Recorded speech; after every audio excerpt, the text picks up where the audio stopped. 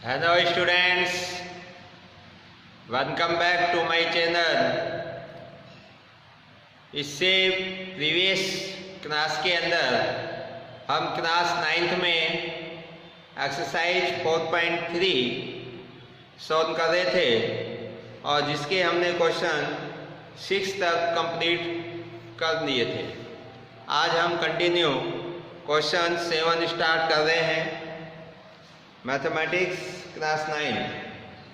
देखिए question number 7 is Yamini and Fatima, 2 student of class 9 of a school, together contributed 100 towards the Prime Minister Relief Fund to help the earthquake victims. Write a linear equation which satisfy this data. You may take their contribution x and y. Draw the graph of the same. देखिए इसके अंदर 9th class के 2 student हैं, एक का नाम यामिनी है और दूसरे का नाम फातिमा है। ये दोनों जो स्टूडेंट है ये प्राइम मिनिस्टर रिलीफ फंड के अंदर दोनों मिलकर 100 रुपये का कंट्रीब्यूशन देना चाहते हैं। तो इस सिचुएशन से एक लीनियर इक्वेशन क्रिएट करनी है और उस लीनियर इक्वेशन से हमें एक ग्राफ ड्रॉ करना है। तो देखिए क्वेश्चन नंबर 7। तो अब इस सिचुएशन से हमें एक लीनियर इक्वेशन बनानी है। तो हम ये मान लेते हैं कि यामिनी है जो प्राइम मिनिस्टर फंड के अंदर x रुपीज डोनेट करती है, यानी कि कंट्रीब्यूशन उसका x रुपये है, और फातिमा का जो कंट्रीब्यूशन है वो y रुपये है। दोनों मिलकर कितने रुपए दे रही है? 100 रुपीज। तो x plus y is equal to 100, ये एक लीनियर इक्वेशन क्रिएट हो जाएगी। तो देखिए हम इसमें स्टार्ट कर रहे हैं। Contribution of Yamini, contribution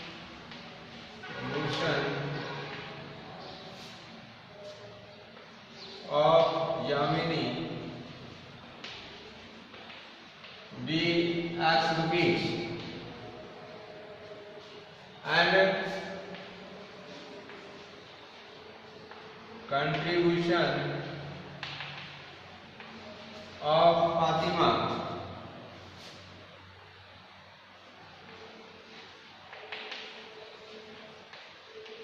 be y rupees। ये यामिनी है और ये फातिमा है। यामिनी ने x रुपये कंट्रीब्यूट किए और जो फातिमा है उसने y रुपये। तो अकॉर्डिंग टू क्वेश्चन क्या इक्वेशन बनेगी? According to question x plus y equal to 100, क्योंकि दोनों ने मिलकर 100 रुपीज दिए। तो x यामिनी का और y फातिमा का, दोनों का जब टोटल होगा तो 100 रुपीज पीएम फंड के अंदर ये डिपॉजिट हो गए। तो अब ये जो हमारी इक्वेशन नंबर 1 है ये एक लीनियर इक्वेशन है into variable x and y। अब इस इक्वेशन से हमें ग्राफ ड्रॉ करना है। देखिए ग्राफ ड्रॉ करने के लिए ऐसे क्वेश्चन हमने पहले भी किए थे। तो देखो कैसे करेंगे। इससे हम एक टेबल तैयार कर देंगे और टेबल किसकी होगी? जिसमें x और y की वैल्यूज होंगी, यानी कि इस इक्वेशन के सॉल्यूशंस होंगे। तो हम कैसे निकालते थे?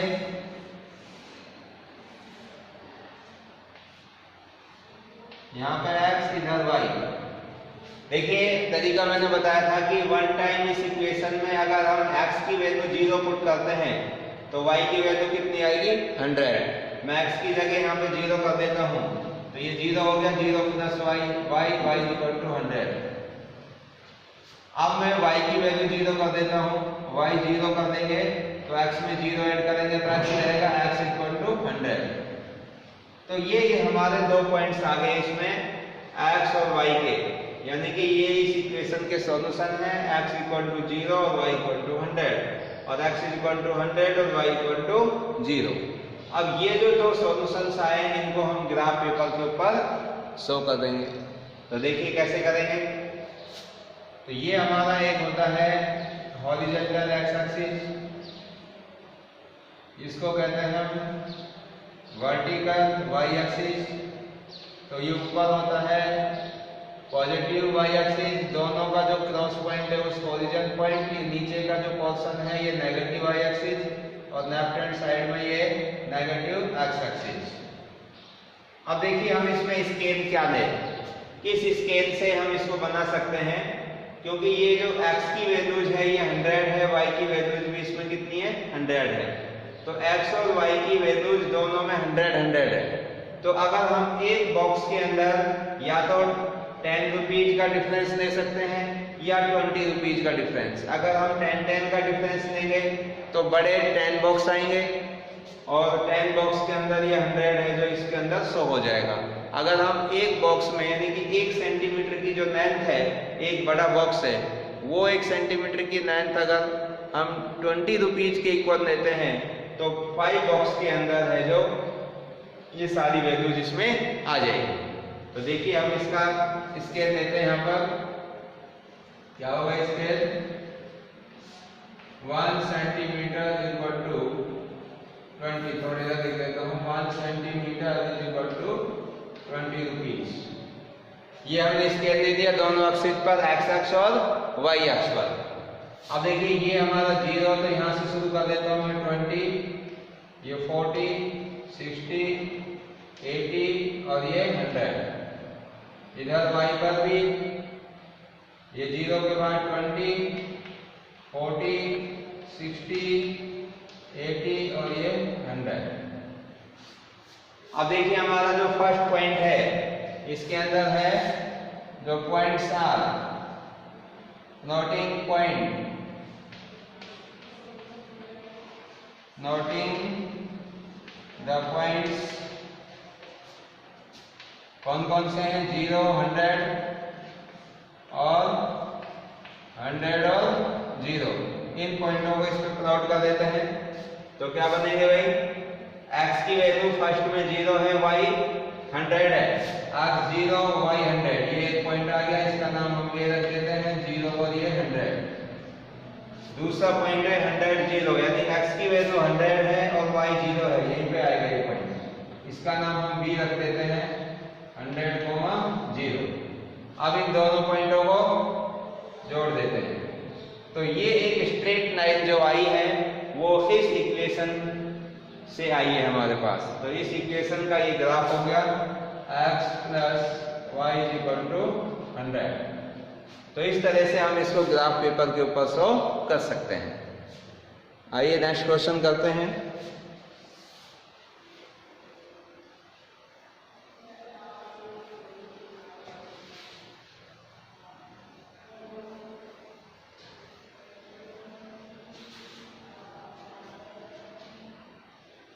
देखिए भाई नेक्स्ट क्वेश्चन है question number 8। In countries like USA and Canada temperature is measured in Fahrenheit, where in countries like India it is measured in Celsius. Here is a linear equation that convert Fahrenheit to Celsius. देखिए यहाँ पर एक relation दे रखा है temperature में, और ये Fahrenheit और सेल्सियस के बीच में एक रिलेशन आपको गिवन है, जिसमें ये बताया है कि कुछ कंट्रीज हैं जैसे यूएसए, कनाडा, इनके अंदर जो टेम्परेचर को मेजर करते हैं वो फारेनहाइट के अंदर, और जैसे अपना इंडिया है इसके अंदर टेम्परेचर को सेल्सियस में मेजर किया गया है, और इन दोनों के अंदर एक रिलेशन है। Question number 8, Fahrenheit is equal to 9/5 Celsius plus 32। ये टेम्परेचर के अंदर एक लीनियर इक्वेशन है, और इस लीनियर इक्वेशन से रिलेटेड जो भी इसके अंदर क्वेश्चंस दे रखे हैं इनके हमें आंसर देने हैं। तो ये टेम्परेचर में रिलेशन है, इधर फारेनहाइट है सेल्सियस है। अब देखिए ये लीनियर इक्वेशन है, यहाँ पर सॉरी इधर जो वेरिएबल है फारेनहाइट और इधर वेरिएबल है सेल्सियस। तो हम क्या करते थे, वेरिएबल में एक्स और वाई मानते थे, वहाँ एक्स और वाई होता था, इधर फारेनहाइट और सेल्सियस है। तो देखिए इसका जो फर्स्ट क्वेश्चन है वो क्या पूछ रहा है, draw the graph of the linear equation above using Celsius for x axis and Fahrenheit for y axis. अब जो ये हमें लीनियर इक्वेशन ऊपर दे रखी है, इस लीनियर इक्वेशन से हमें ग्राफ ड्रॉ करना है जिसमें जो सेल्सियस है उसको एक्स एक्स के ऊपर रखना है और फारेनहाइट को वाई एक्स के ऊपर। तो देखिए जो ये वाली इक्वेशन है, इस इक्वेशन से हमें क्या चाहिए, यानी कि एक्स और वाई की जहां वैल्यू होती थी उनकी जगह फारेनहाइट और सेल्सियस की वैल्यू चाहिए, यानी कि इस इक्वेशन के सॉल्यूशन चाहिए। तो कम से कम अगर हम 2-3 सॉल्यूशन इसके फाइंड आउट कर लेते हैं तो उससे ये किसी पॉइंट की कोऑर्डिनेट हमारे पास आ जाएंगे और उन कोऑर्डिनेट को हम ग्राफ पेपर के ऊपर शो कर सकते हैं। तो देखिए कैसे करेंगे, तो यहाँ पर आप बजाय टेबल बनाने के डायरेक्ट भी कर सकते हैं, क्योंकि यहाँ पे संख्या है जो फ्रैक्शन फॉर्म में आ रही है। अगर आपको फारेनहाइट की जो टेम्परेचर है इसकी वैल्यू निकालना चाहते हैं तो यहाँ पे सेल्सियस की वैल्यू हमें रखनी होगी। तो इसके अकॉर्डिंग फारेनहाइट का में जो टेम्परेचर है वो आ जाएगा।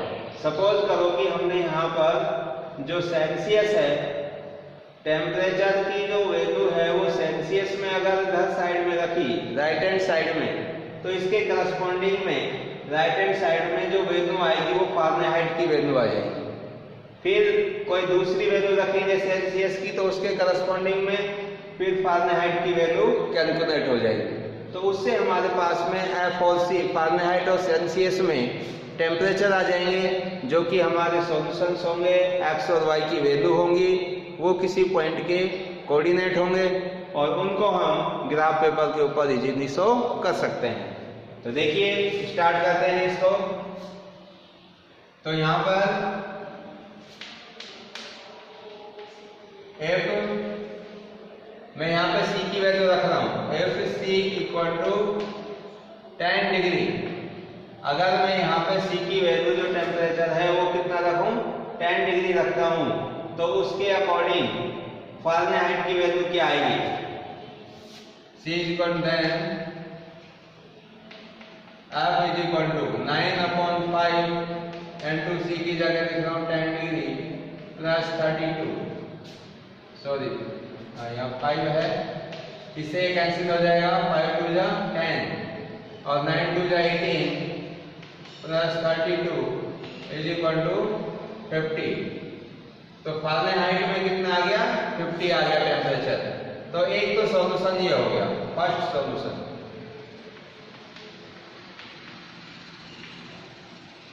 कितना हुआ भाई, C is equal to 10 degree और F is equal to 50 degree.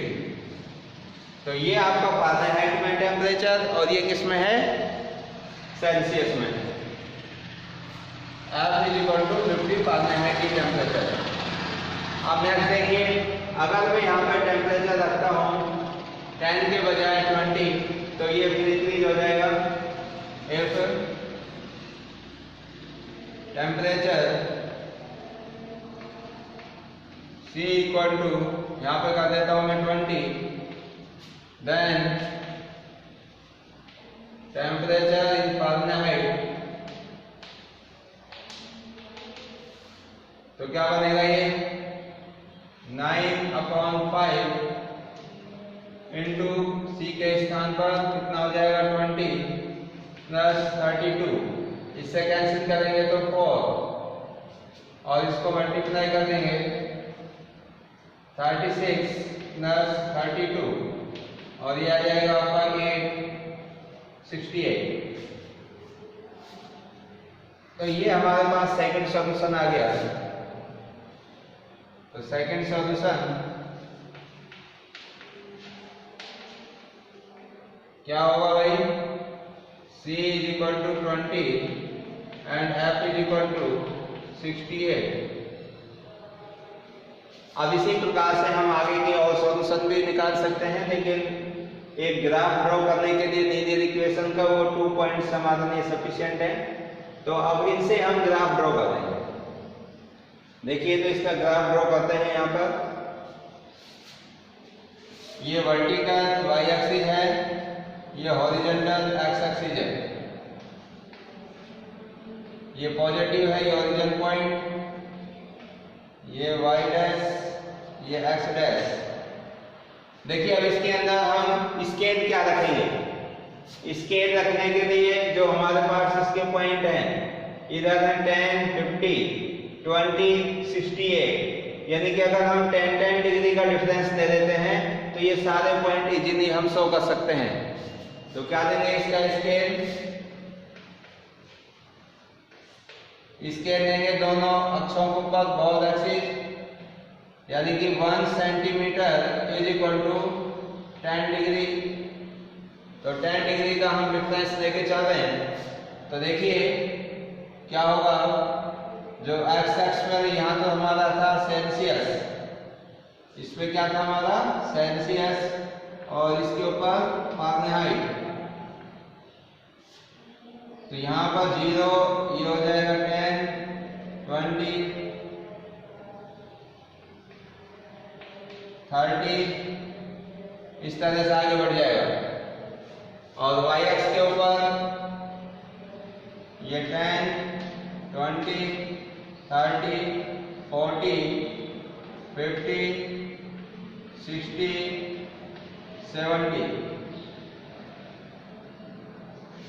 देखिए, अब इनको शो करेंगे। इनको शायद ये दिखाई नहीं दे रहा होगा, थोड़ा सा और मोटे कर देता हूं इनको।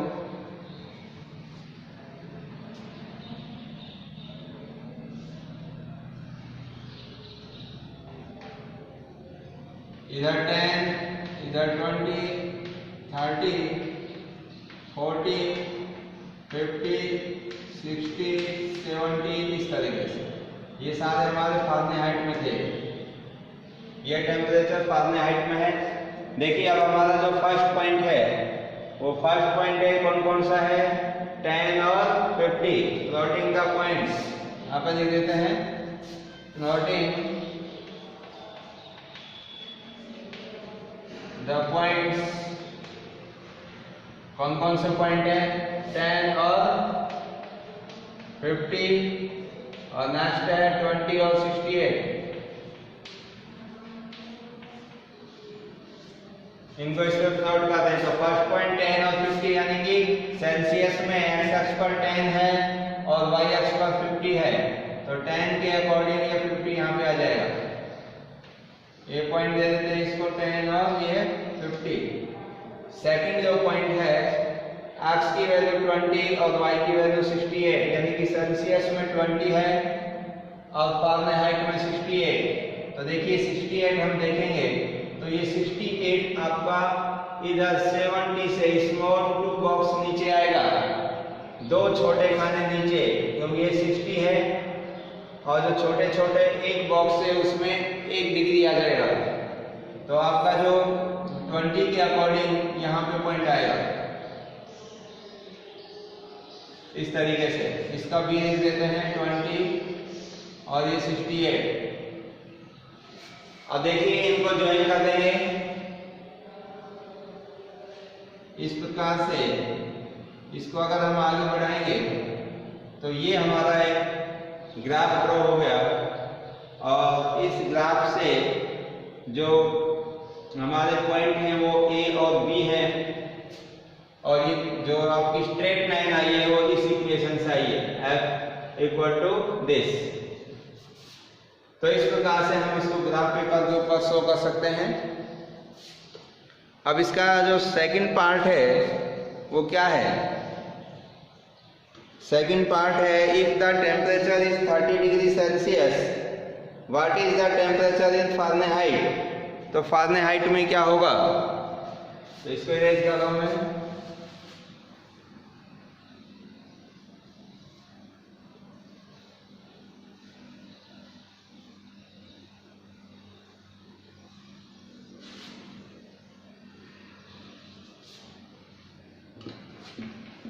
सेकंड पार्ट है इसी का, ये फर्स्ट पार्ट चल रहा था, ये सेकंड पार्ट। देखिए ये कह रहा है कि टेम्परेचर इज 30 डिग्री सेल्सियस। अगर जो टेम्परेचर है वो टेम्परेचर कितना है, टेम्परेचर इज 30 डिग्री सेल्सियस। इसका मतलब यहाँ पर ये टेम्परेचर सी की वैल्यू 30 है, तो इसके करस्पॉन्डिंग में फ़ारेनहाइट की वैल्यू क्या होगी। तो आप सेल्सियस की जगह 30 यहाँ पे रखेंगे तो उसके करस्पॉन्डिंग में फ़ारेनहाइट की वैल्यू आ जाएगी, यानी एफ की वैल्यू आ जाएगी। Temperature is 30 degree, then temperature in Fahrenheit, then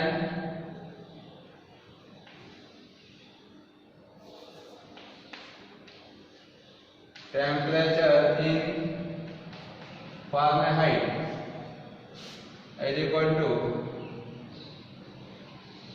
9/5 into, इसकी जगह हम 30 रख देंगे, प्लस 32, और इससे कैंसिल करेंगे तो ये हो जाएगा 6, 5 6 या 30 और 9 6 या 54, प्लस 32 ऐड करेंगे तो 86 फ़ारेनहाइट।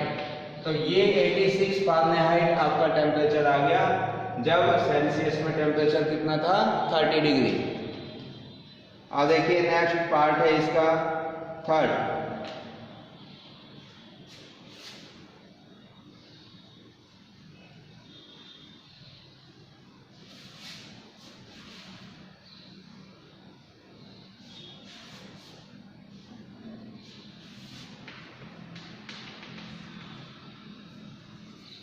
थर्ड पार्ट देखिए, if the temperature is 95 Fahrenheit, what is the temperature in Celsius. अब आपको टेम्परेचर उसने फ़ारेनहाइट में दे दिया और किस में पूछा है, सेल्सियस में। टेम्परेचर इज 95 फ़ारेनहाइट, जो टेम्परेचर है 95 फ़ारेनहाइट दे रखा है और सेल्सियस में पूछा है टेम्परेचर इन सेल्सियस। इसमें आपको फाइंड करना है।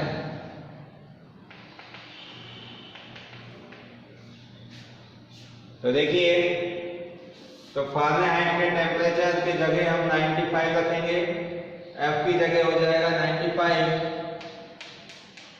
और यहां से सी की वैल्यू निकालनी है। तो 9/5 इंटू सी प्लस का 32। और देखिए यहां से इधर 95 इधर 32, तो ये कांस्टेंट एक साइड कर देंगे, 32 इधर माइनस का हो जाएगा। 95 माइनस 32 इज इक्वल टू 9/5 सी। इसमें से माइनस करेंगे तो 5 में से 3, 5 में से 2 जाएगा, 3 बचे, और इधर 9 में से 3 जाएगा तो 6 इज इक्वल टू 9/5 सी। अब यहां से देखिए ये 9 से कैंसिल हो रहा है, 9 7 जा 63, तो 7 इज इक्वल टू C/5। इसके नीचे 1 मानकर क्रॉस मल्टीप्लाई कर देंगे, तो C is equal to 7 into 5 equal to 35 degree Celsius. तो ये वाला जो टेम्परेचर है वो सेल्सियस में आ गया। तो इस तरीके से हम ये वैल्यू फाइंड आउट कर सकते हैं। अब आगे के जो इसके फोर्थ और फिफ्थ पार्ट है सेम इसी प्रकार से हैं। जैसे if the temperature 0 degree what is the temperature in Fahrenheit, यानी कि हम अगर इसमें टेम्परेचर सी के स्थान पर 0 रखेंगे तो उसके करस्पॉन्डिंग में एफ की वैल्यू फाइंड आउट कर लेंगे। और फिर ये कह रहा है कि इफ द टेम्परेचर 0 फ़ारेनहाइट, यानी एफ की जगह अगर हम 0 पुट करेंगे तो उसके करस्पॉन्डिंग में सेल्सियस की वैल्यू फाइंड आउट हो जाएगी।